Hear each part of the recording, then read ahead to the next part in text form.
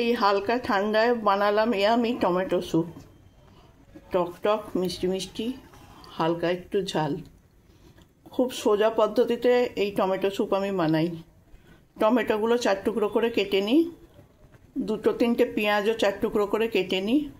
কড়ার মধ্যে টমেটো, পেঁয়াজ, রসুন খোসা না ছাড়িয়েই কোয়াগুলো বের করে দিয়ে দিই। আদা একটু থেঁতো করে দিয়ে দিই, গোলমরিচ আর নুন দিয়ে ওটাকে সেদ্ধ করতে দিই একটু জল দিয়ে। ভালো করে সেদ্ধ হয়ে গেলে মিক্সিতে পেস্ট করে নিই। এই যে পেস্ট করে নিয়ে আবার ওটাকে একটু জল দিয়ে ফোটাই। তারপর পুরোটা ছেঁকে নিই এরকম একটা বড় ছাকনা দিয়ে। তারপরে নুন মিষ্টি দিয়ে ভালো করে ফুটিয়ে নিই। যারা পাতলা খাবে পাতলা পাতলা খেতে পারো, যারা ঘন খাবে একটু ঘন করে নিয়ে তারপর কাপে ঢেলে নিয়ে ওপর থেকে 1 টুকরো মাখন দিয়ে দিতে হয়। খেতে দারুণ টেস্ট হয়। এই হালকা শীতে খেয়ে দেখো, সন্ধেবেলা খেতে খুব ভালো লাগবে।